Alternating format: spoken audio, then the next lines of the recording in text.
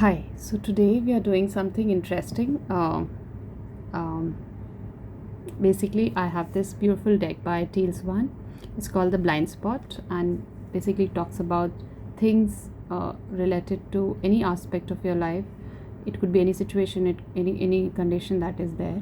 Uh, what is it that you're not able to see or you're unconscious about?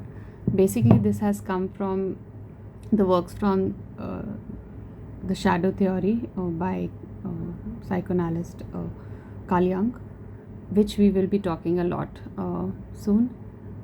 So, what he talks about is that there are parts of your self that are hidden deep in your unconscious. Either you have, you have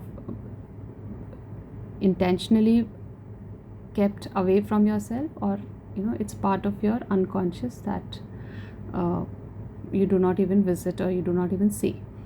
Uh, Now he talks a lot about it, but right now we'll just talk about that what in any given situation in your life, something that you're not able to see about that situation or about yourself.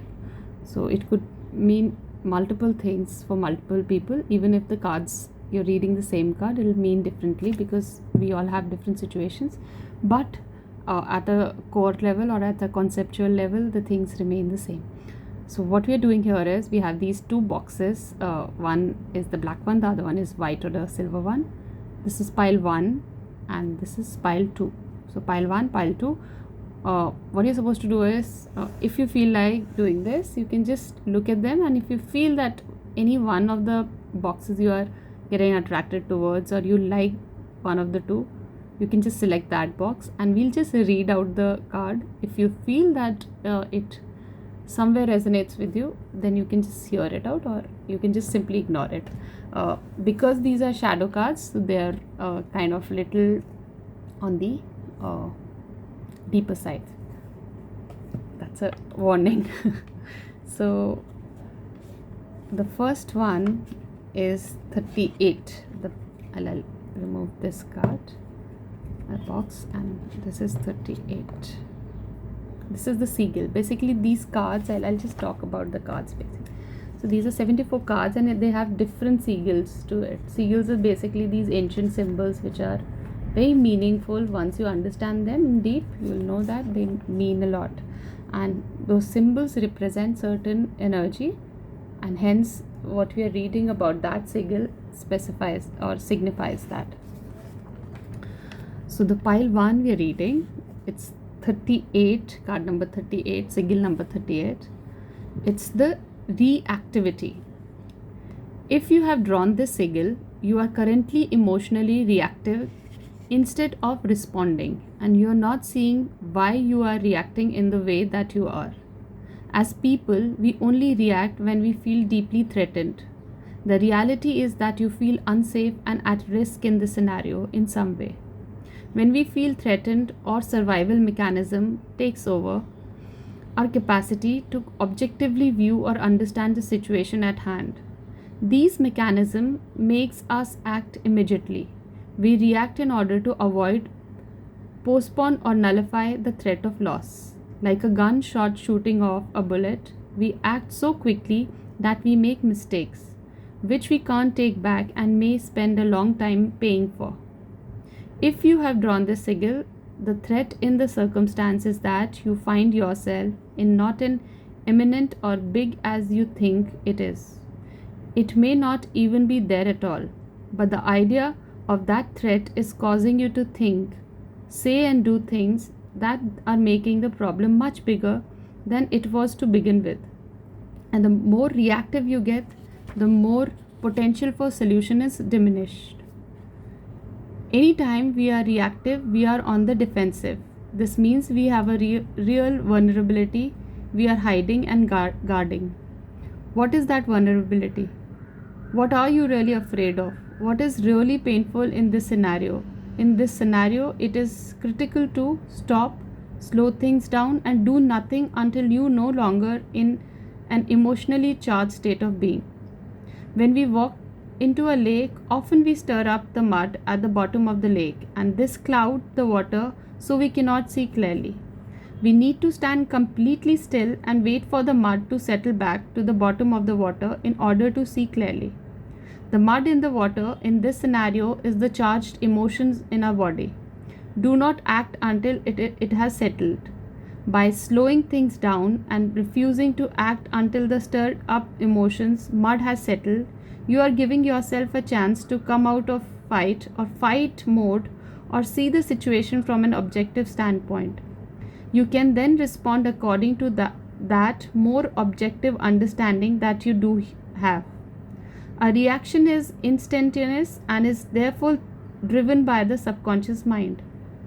This means it is driven by past trauma, beliefs, biases, prejudices, and primitive bodily functions.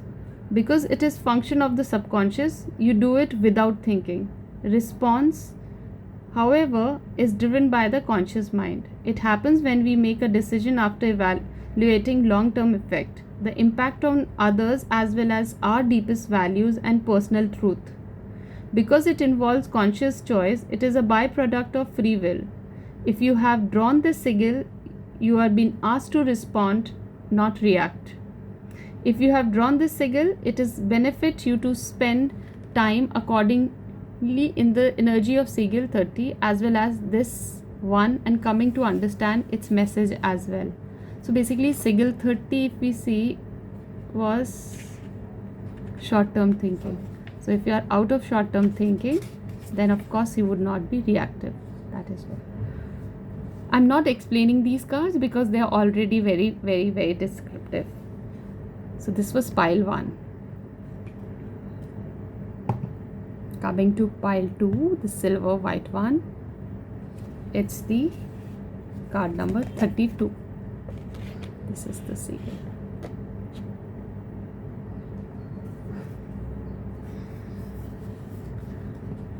Card number, pile number 2 or the box number 2, the card is 32.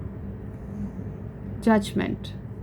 If you have drawn this sigil, your negative judgment in this scenario is making it impossible to get the result you want.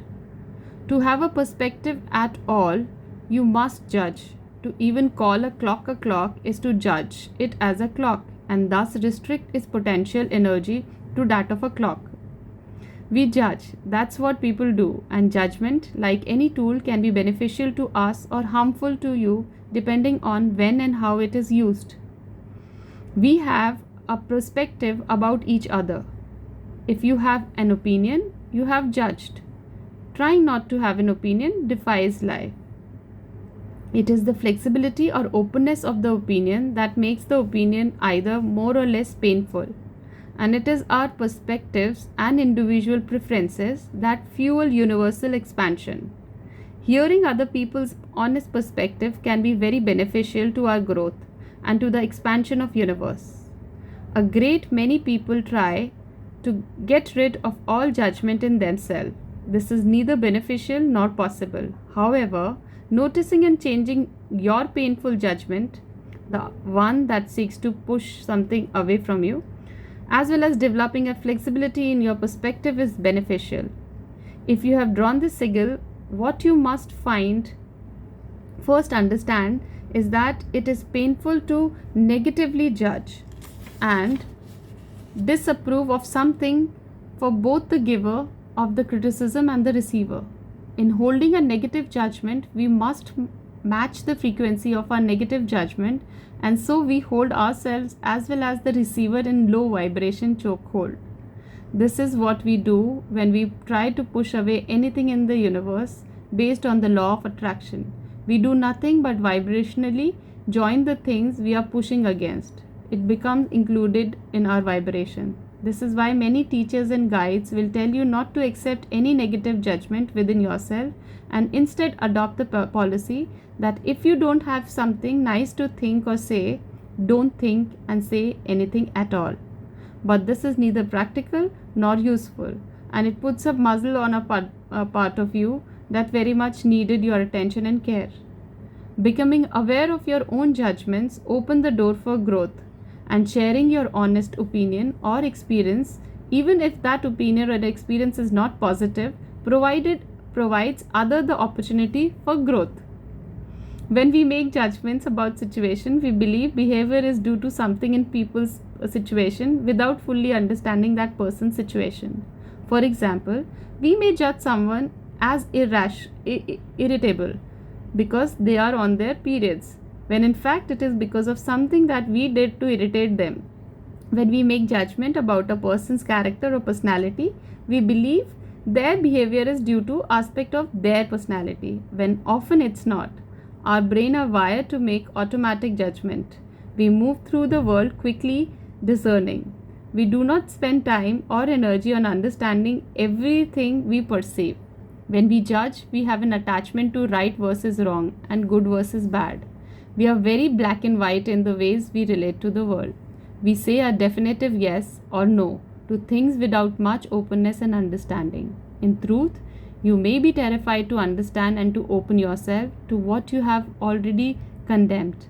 This is an understandable but unnecessary fear. It must also be said that people cannot change or often even admit to what you judge them for. It's too unsafe to do so. Flexibility and understanding are the only thing that will make a person safe enough to look at the truth and make changes, especially changes that scares them. For example, if you judge someone as bad and wrong for eating meat, they will defend their stance because in that moment you are making them wrong and bad. If you push something away, which is what you are doing when you judge, it is not be open to you or your perspective. If you have drawn to the sigil using awareness, patience, and bravery to get outside your attachment to what is right or wrong, good or bad, is critical to that you can understand instead of judge. Doing so set the stage for unification, harmony, and the communication that creates resolve. So I do not need to explain them further. Basically, this is what I had for today. We will be talking a lot about shadow work because that's one thing which helps you understand your true core in ways that you have never done. So yes, this is what I had for today. Thank you so much. Have a lovely weekend. Good night.